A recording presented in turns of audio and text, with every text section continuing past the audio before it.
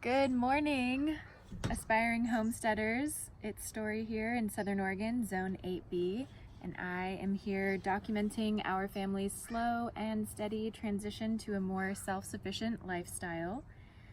This morning I'm going to be transplanting some seeds that I've sown, and I want to show you that process. In my video a few days ago, I showed my fall garden sowing, and some of these have already begun to sprout pretty well. We have the emperor pole runner beans that I'll transplant, some beets, the radishes are really doing the best, and I believe this is the lupin, still not sure, but and then right here is the holy basil. The reason that I began sowing these seeds in jiffy pots instead of directly into the garden was because my garden site wasn't yet prepared, and I was hoping to have enough time to let some of these plants that I have planted in this bed here go to flower, go to seed, and save some of that seed. However, I am not as close to that point in time as I had initially thought, and I am sick of waiting for these plants to do their thing. I'm gonna go ahead and take them out and make some space for these new plants in the garden. So as you can clearly see, things have gotten a little out of hand in this garden bed. The lettuce, when it gets to that point of flowering, it becomes really bitter and doesn't taste so great, so I haven't been eating this Jericho lettuce for a couple weeks now. The kale is still tasting good, and so is the chard. Any of the microgreens and the mustard greens that are still doing well, I'll go ahead and leave those. I'm just gonna clear out everything that's creating too much shade and is no longer tasty. Also, what I'm going to do is take out this shade cloth. It's not really gonna be as necessary, I don't think, with the plants that I'll be putting in. I think not only will I want this space to create some trellising for the beans, I also want the sun to go ahead and get in this bed now that I don't need to try to create more shade and less heat, because lettuces really like a little bit cooler climate, and that keeps them from doing this thing a little bit longer.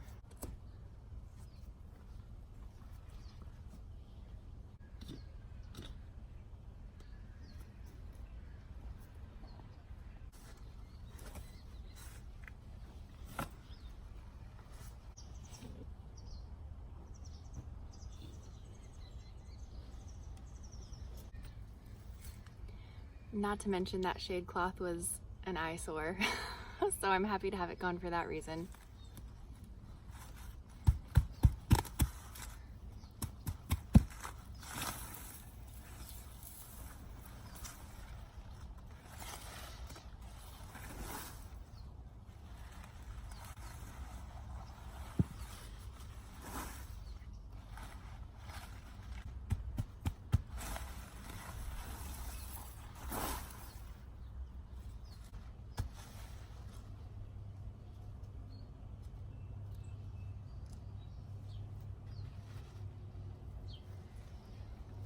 Now that this bed is more cleared out, it's the perfect time to do a little bit of weeding before I sow anything else.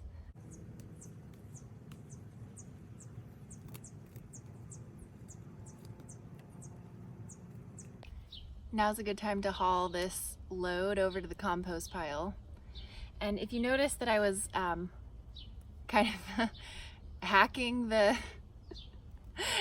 lettuce out of the bed, that's because I was using a really sharp rock because I forgot to bring a knife out, and instead of twisting the tops out to leave the roots, I just used that sharp edge to cut the lettuce out. And I'm doing that because I don't want to uproot the whole plant. I'd like to, for the most part, leave the soil somewhat undisturbed and to let those roots decompose naturally, and then add nutrients back into the soil.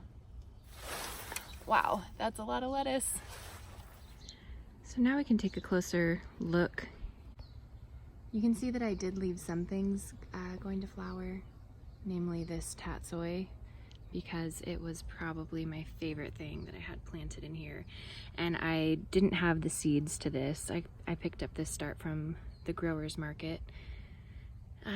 And then I have other lettuces that are doing fine. Some have also gone to seed, but they're not really taking up too much space, so I thought I'd leave those too.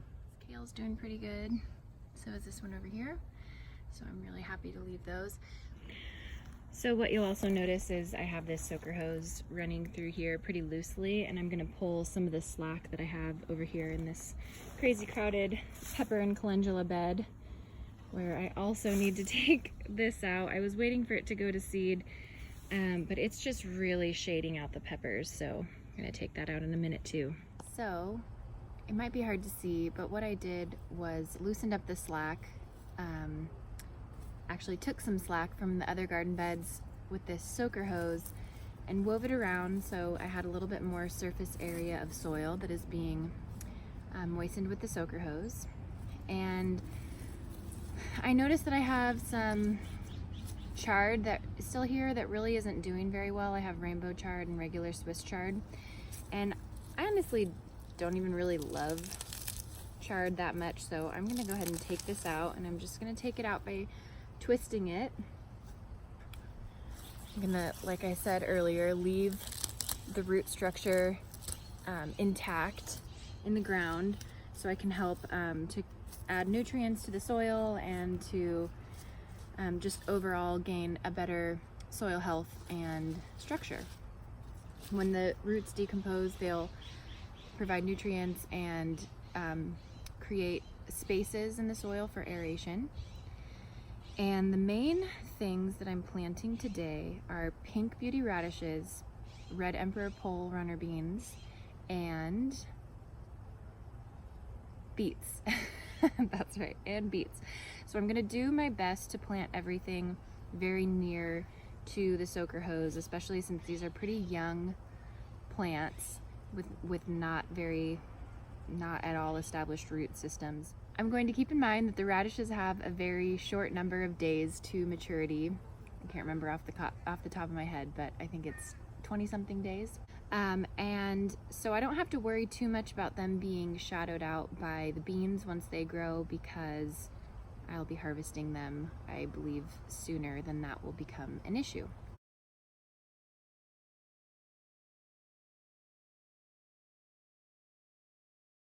I very densely seeded the radishes and the beets, so I'm gonna have to be careful when I'm taking these out and planting them into the soil so as not to disturb the roots. I'm gonna plant these pretty closely together on either side of this soaker hose.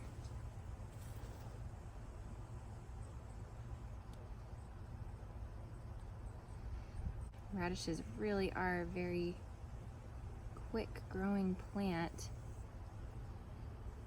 I only germinated these a few days ago, and the roots are already grown through to the bottom.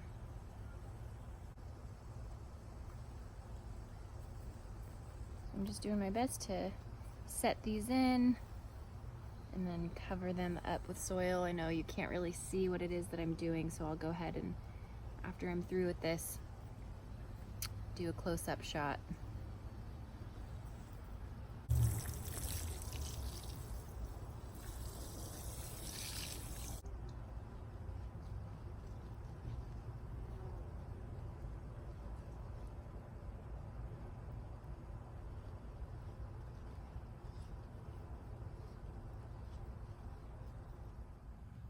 Just to go ahead and show my work, here I am following the drip line or the soaker hose, and I've just planted the radishes on either side of it.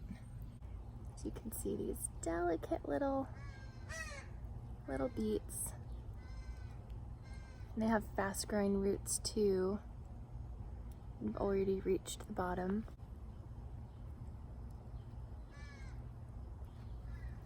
And they hold their little structure pretty well, so even though I really overseeded these Jiffy pots, I'm still able to separate these beets pretty well.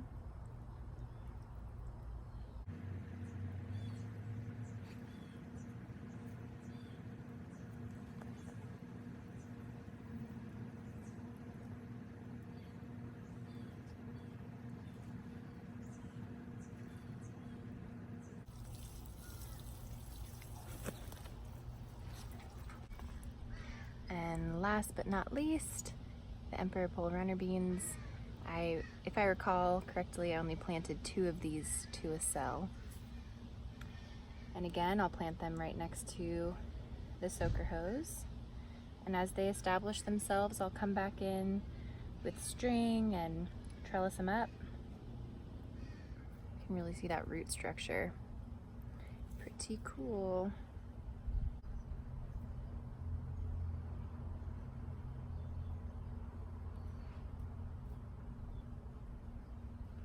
This one hasn't done anything yet, but I'll go ahead and plant it in anyway.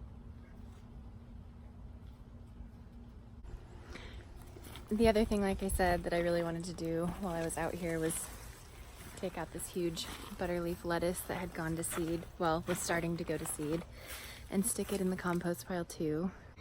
And now there's just a ton more room here in this pepper bed. Some of my peppers were really getting crowded, shaded out. I think this will help them ripen up. I might have to take out some of these calendulas that started on their own as well. I've really kept them because obviously the pollinators love them and they're beautiful, and I harvest the flowers anyway, but I really do want to get a good pepper harvest, and if these flowers get too big, they're going to keep the sun from getting to my peppers. Okay, I got done what I really wanted to get done today. Thanks so much for joining me and watching, and happy gardening. Happy steps towards your own homestead, whatever that looks like for you. Thanks.